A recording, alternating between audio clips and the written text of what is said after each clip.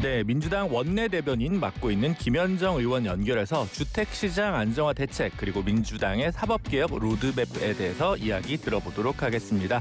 의원님 안녕하세요. 네, 반갑습니다. 평택시병 김현정입니다. 네, 국감 때문에 오늘도 스튜디오에 못 나오시는데 다음번에 꼭 나오시는 거죠? 네, 국정감사 중이라서 부득이하게 네. 잠깐 나와서 하고 있습니다. 네, 알겠습니다.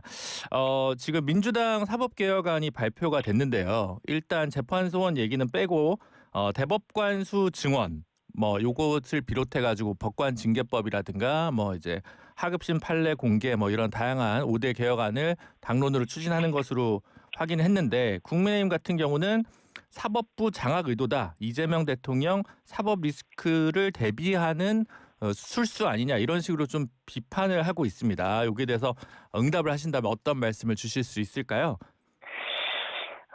사법부에 떨어진 신뢰를 회복하는 것이다라고 생각을 하고요. 지금 사실 사법부에 대한 그 신뢰가 많이 지금 떨어져 있잖아요. 네. 그러니까 그 조희대 대법원장의 그 대선 개입이라든지 윤석열 내란 수계에 대한 그 재판 지연, 구속 취소 등등 해서 그런데 그거에 대해서 스스로 그 과정에 대한 해명도 하지 않고 그에 대한 대안도 제시하지 않고 있고 그런 것들에 대한 그 국민적 신뢰를 회복하기 위한 이제 사법 개혁이다라고 보는 게 맞고요. 저희가 어떻게 사법부를 어떻게 장악을 합니까? 상권 분립 하에서 입법부에서 할 수 있는 조치들을 하고 있는 것이다라고 보여지고 그래서 사법부 신뢰 회복을 통해서 국민의 사법부로 만들려고 하는 그 취지이다라고 보는 것이 맞을 것 같습니다. 네, 알겠습니다. 사실 대법관 수 증원 자체에 대해서는 오랫동안 이야기가 되기는 했었는데 이제 그 방법이나 이런 것들과 관련해서는 아니면 수준에 대해서는 이제 늘 이견들이 많이 있었잖아요. 그동안 네. 민주당 같은 경우도 대법관 100명으로 하겠다, 50명으로 하겠다 그래서 이제는 26명 그러니까 부를 3개를 늘리는 걸로 이거는 이제 당론이라고 저희가 보면 되는 거죠. 그 이미 발표를 했으니까요. 네. 그렇다면 요거 관련해서는 사실은 어쨌든 그럼 대법관이 증원되면 자연스럽게 재판연구관 숫자도 좀 늘어나야 되고 그럼 비용 추계 같은 것들도 이제 동반돼야 되지 않습니까? 네네. 그럼 이번 정기국회 예산에서 이게 같이 통과가 된다고 저희가 봐야 되는 건가요? 일단 당연히 대법관과 연구관 등도 따라서 증원이 돼야 되니까 예산이 늘어날 수밖에 없는데 3년에 걸쳐서 4명씩 증원하겠다는 거잖아요. 네. 그래서 올해 바로 되는 건 아니고 1년 지난 이후에 이제 1년에 3명씩이니까요. 네. 올해 바로 예산이 바로 반영되다기보다는 대법관 증원에 따른 준비 같은 것들이 필요한 것들이 있다라고 하면 그런 예산들은 일정 부분 반영될 수 있는 여지는 있는데 직접적으로 이렇게 많은 예산들이 이렇게 반영되거나 그럴 여지는 좀 작다라고 보면 될 것 같고요. 네. 사실 대법관 수 증원은 그동안 대법원에서도 계속해서 주장했던 내용 아닙니까? 국민의힘도 마찬가지고. 네.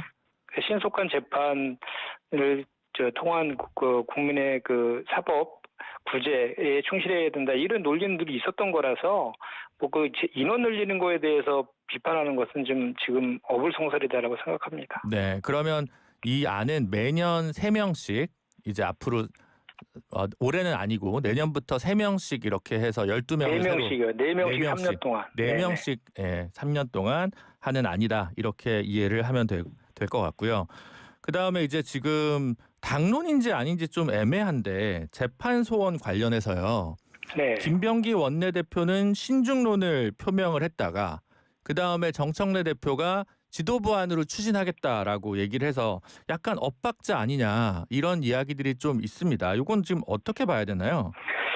아니 제가 양쪽 두 분이 하신 말씀을 직접 들은 사람의 입장에서 보면 표현의 차이지 내용은 똑같습니다. 그러니까 최종적으로는 이제 논의를 공론화나 수기 과정을 거친 다음에 당론으로 추진될 수 있도록 노력하겠다. 이런 표현이에요, 두 분 다. 네. 결론적으로는. 그래서 왜냐하면 저희가 당론이라고 말하려면 의총에서 당론으로 의결을 해야 되는 거거든요. 네.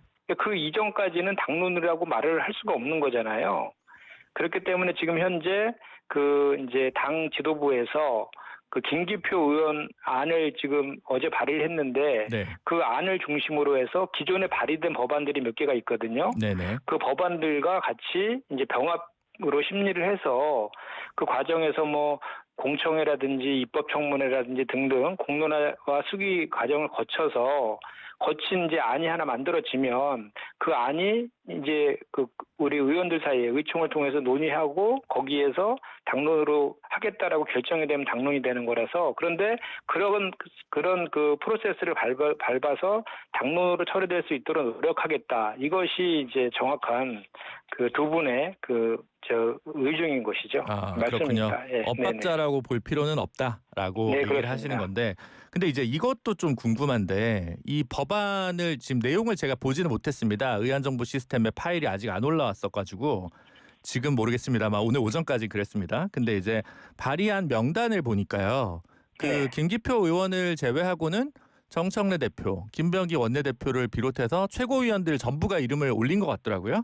네네. 네, 그러면 사실은 한정의 정책위 의장까지 같이 이름을 올린 건데 네. 그러면 실질적으로 지도부 안으로 이제 발의를 한 거잖아요. 네. 그러면 예전 같으면 사실은 이제 의원들이 법사위나 이런 걸 중심으로 이제 발의를 하고 그 다음에 정책위에서 좀 검토를 거치고 그 다음에 이제 뭐 의원총회를 통해서 당론을 만드는데 지도부가 이렇게 발의를 해버리면 이게 네. 좀 논의를 봉쇄하는 효과가 되지 않나 아니면 국민들이 보기에는 이미 당대표랑 정책위 의장이랑 원내대표가 다 발의했는데 이게 당론이 아니야? 왜 이렇게 얘기하지? 라고 하는 의문이 있을 것 같아서 이 모양새가 약간 예전의 정치 문법이랑 좀 다른 것 같아서 그냥 여쭤보는 겁니다. 네, 그러니까 그래서 당 지도부가 이제 그 김기표 의원안을 중심으로 이렇게 공론화 작업을 하겠다 이렇게 표현을 한 것인데요. 네. 그러니까 그렇게 발의가 된 법안들을 아까 좀 전에 말씀드렸지만 그 김기표 의원이 낸 그 법안의 내용을 확정하는 것은 아니고요. 일단은 그 기존에 했던 모든 법안들을 같이 병합해서 심리해서 공론화나 수기 과정 통해서 가감하는 그런 절차들이 진행될 겁니다. 그러니까 기존에 우리가 상법 개정할 때도요. 비슷한 프로세스였거든요. 그러니까 저도 대표 발의를 했던 의원 중에 하나인데 네. 몇 명의 의원들이 이제 상법 개정안에서 발의된 법안들이 있을 거 아닙니까? 그런데 이 당에서 이제 코스피 5천 특위를 만들어서 상법 개정에 대한 논의를 했었거든요. 그 논의를 하면서 의견들이 모아지니까 이제 그 이정문 정책위 수석인 이정문 의원 안을 당론으로 해서 대표 발의를 했거든요.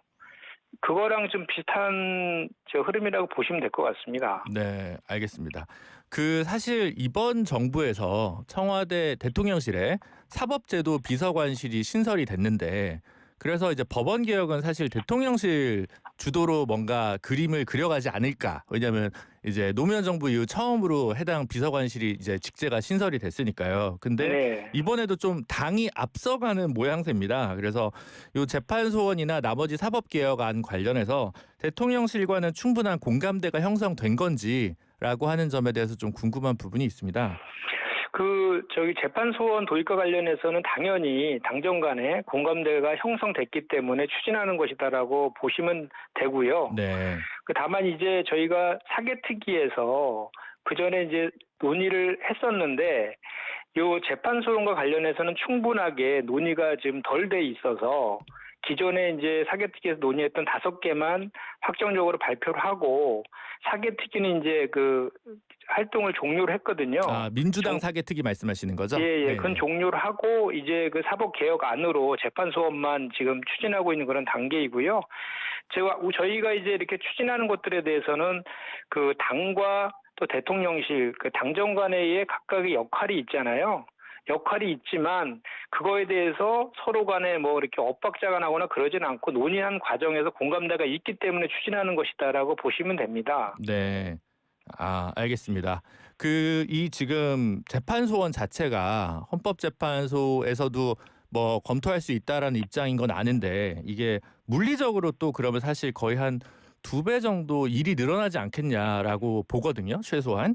네. 그렇게 되면 이것도 사실은 재판관 증언이나 헌법연구관 증언 이런 거 필요하지 않나 이런 생각이 들 수 있거든요. 일반적으로. 당연히 늘어야죠. 예. 근데 헌법재판관 증언은 헌법 개정사항 아닙니까? 그래서 우원식 의장은 계속 개헌 얘기를 했는데 그리고 국정과제 1호도 개헌인데 민주당에서는 사실 개헌과 관련해서는 별다른 추진 동력을 갖고 있지는 않아 보여가지고 그건 혹시 향후에 뭐 어떤 입장이 있습니까? 당연히 개헌에 대해서는 이제 더불어민주당도 개헌의 필요성이나 이런 거 다 공감하고 있죠. 다만 지금 최근에 이제 워낙 뭐 개혁 3대 개혁 입법이라든지 또는 뭐 여러 가지 이슈들이 상당히 계속 이제 발생을 했었잖아요. 이제 그러다 보니까 아직 본격적으로 논의가 안 됐을 뿐이지 개헌의 필요성이나 이런 것들에 대해서는 여전히 그 공감하고 있다라고 보시면 되고 어느 시점이 되면 이제 개헌 논의가 본격화되지 않을까 이렇게 생각합니다. 네, 우원식 의장은 10월 개헌특위 설치 얘기를 했었는데 요즘 여야 관계를 보면 그런 합의조차 쉽지 않아 보여서 그러니까 조금 지금 여야 관계가 지금 많이 정쟁화되고 있어서 네. 좀 아쉽긴 합니다. 조금 관계 개선이 됐으면 하는 마음이 이제 시민들은 들 것 같습니다. 일을 해야 되잖아요. 네. 네네. 알겠습니다. 그 부동산 얘기로 좀 넘어가 보도록 하죠. 민주당 차원에서 주택시장 안정화 TF를 내일 출범을 한다고 하고 한정혜 정책위원장이 단장을 맡는 걸로 알고 있습니다. 재선 의원 중심으로 하겠다라고 하는데 구체적인 방향성은 어느 쪽으로 좀 가닥을 잡고 있다고 봐야 될까요? 네, 사실은 이번에 저희가 이제 15 부동산 대책을 발표를 한 그 이유는 저희가 6.27 이제 대출 규제 정책을 좀 발표했었잖아요. 네. 그것이 이제 효과가 좀 있었는데 8월 넷째 주부터는 이제 그 부동산 상승폭이 확대되기 시작했어요.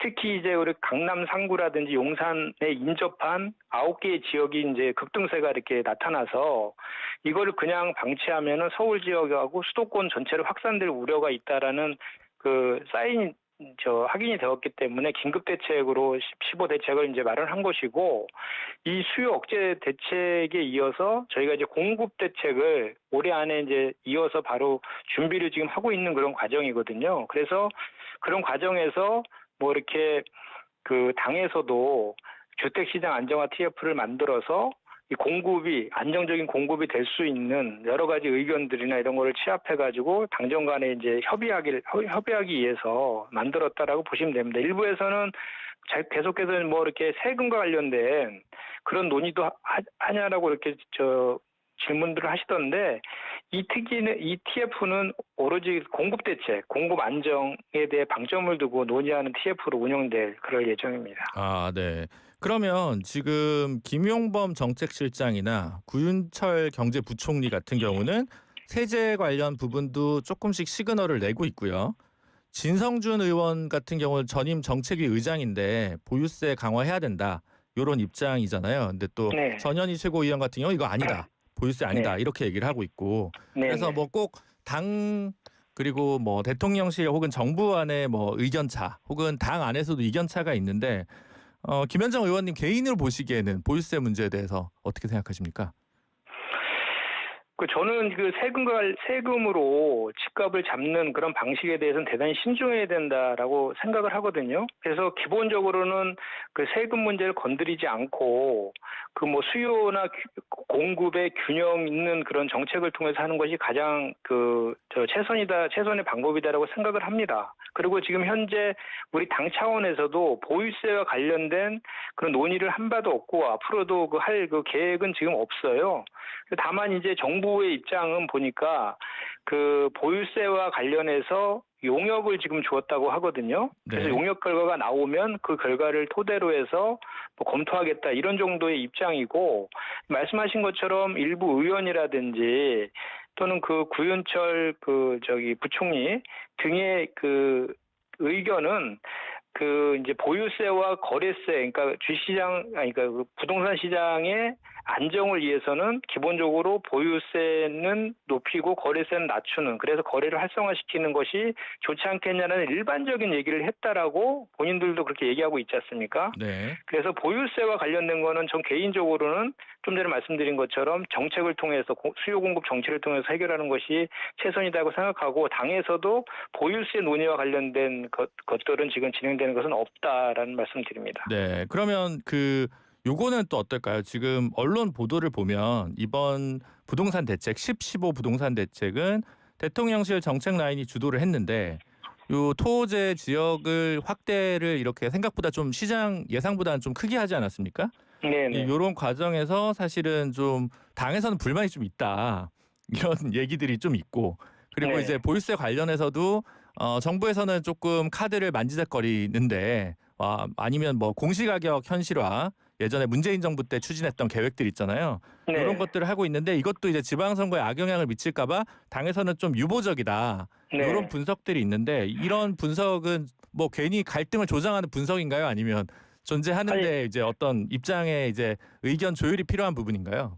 아니요. 일단은 이번에 부동산 대책은 곧 이어서 이제 우리가 그 발표할 공급 정책 있지 않습니까? 네. 공급 정책이 원만히 될 수 있도록 과도기적으로 시간을 좀 벌기 위한 수요 억제책이다. 고육지책으로 발표한 측면이 있다. 그래서 공급 확대 정책을 곧 이어서 발표하겠다라는 말을 하는 거고, 네. 그 보유세와 관련해 가지고 정부에서 기조가 보유세를 만지작거린다라고 하는 것은 팩트는 아닙니다. 네. 김용범 정책 그 실장도 보유세 관련된 질의에 이제 그거에 대해서는 지금 뭐 얘기할 계제가 아니다라고 하셨거든요. 그래서 지금 세금과 관련된 뭐 공시지가 공시가격 현실화 이 문제도 전혀 논의된 바가 없거든요. 그래서 과거에 이제 문재인 정부 때 했던 그런 것들을 이제 이쪽으로 끌고 와서 그렇게 하지 않을까라는 가정하에서 지금 보도들이 좀 나오고 있는 것 같은데 실제로 현실적으로 진행되는 것은 없다라는 거 보고요. 그리고 좀 전에도 제가 말씀드렸지만 지방선거의 결과와 상관없이 지금 우리 당에서는 공급 안정 대책을 어떻게 할 것인가에 대해서 방점을 두고 거기에 지금 집중하고 있는 것이지 그 외에 뭐 세금이나 보유세나 이런 거에 대해서 검토하지 않고 있다. 이것이 정확한 팩트입니다. 네, 알겠습니다. 어제 의원님 얘기 마지막으로 한번 해보죠. 어제 네. 의원님께서 국감에서 네. 내란 당일 12월 3일 개엄 당일날 열렸던 이른바 F4 회의, 금융기관 수장 4명의 회의죠. 이 네. 회의에서 결정했던 무제한 유동성 공급 결정은 외환시장 안정화 조치가 아니라 내란 성공을 위한 재정적 지원이었다라고 주장을 했습니다. 그래서 이게 네. 지금 개엄 당일날 밤 늦게 자정 무렵 가까이 때 F4 회의 한 거는 이건 비상 대응이 아니라 사전 기획된 금융행동 계획 아니냐 이런 이제 비판을 하셨는데요. 네. 이거 관련해서 뭔가 추가적으로 이제 뭐 확보하고 있는 내용이라든가 아니면 뭐 고발을 한다든가 이런 것들이 좀 뒤에 후속타가 준비가 좀 되어 있는 건가요? 일단은 제가 어제 금융위원장한테 네, 국정감사에서 F4 중에 멤버가 금융위원장도 들어가 있거든요. 그렇죠. 금감원장하고 한국은행 총재하고 이제 기재부 장관인데 그날 있었던 12.3 불법 계엄 당일날 있었던 F4 회의에서 무제한 유동성 공급을 결정하거든요. 그 결정하게 된 배경에 대해서 진상조사하고 필요하면 특검에 고발하라라고 요구를 했습니다.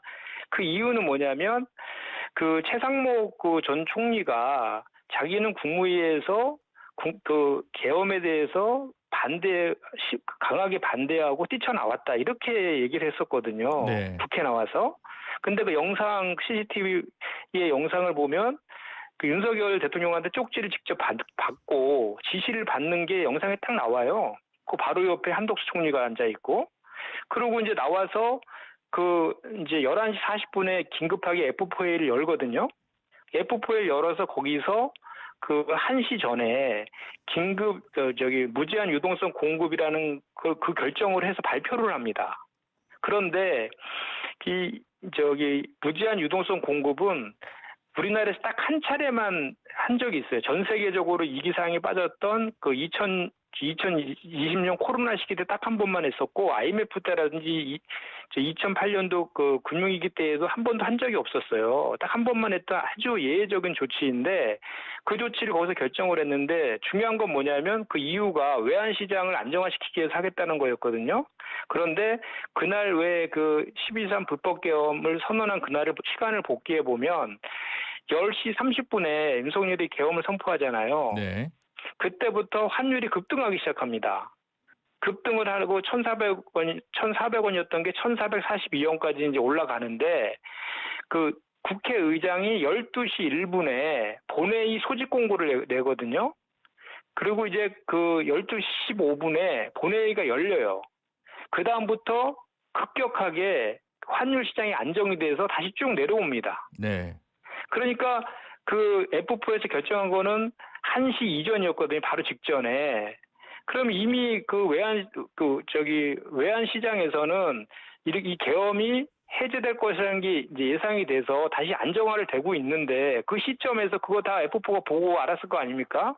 그런데 거기서 무제한 유동성 공급을 결정을 하등의 이유가 없었거든요. 그런데도 그 결정을 한 것은 윤석열의 지시 때문에 그렇게 따른 것이다라고 볼 수밖에 없고, 사실 외환시장 안정은 그 뱅크런이라든지 이런 위기 상황은 계엄이 성공했을 때 나타나는 현상이거든요. 그러니까 결국은 계엄이 성공했을 때를 대비해서 한 조치다라고 볼 수밖에 없고, 또 하나는 그 계엄이 해제된 이후에도 윤석열이 다시 제2의 계엄을 획책했다라는 의혹들이 많이 있잖아요. 그랬을 경우를 그거를 뒷받침하기 위해서 한 조치다. 그래서 결국은 이 불법적인 네, 마무리를 부탁드립니다. 네네. 비상계엄을 뒷받침한 그런 결정이었다. 그렇기 때문에 내란에 대한 공범으로 이건 반드시 진상조사와 조사를 해야 된다. 이렇게 주장한 겁니다. 네, 어쨌든 내란 이후에 그 당시 10일 연속 F4 회의가 열렸고 거기가 또 안정화를 또 가져왔다라고 평가하는 시장 관계자들도 있는 것 같은데요. 뭐 반론 차원에서 그냥 소개를 드렸습니다. 오늘 의원님과 인터뷰는 여기서 마무리하도록 하겠습니다. 의원님 감사합니다. 네, 고맙습니다. 네, 지금까지 더불어민주당 김현정 의원이었습니다.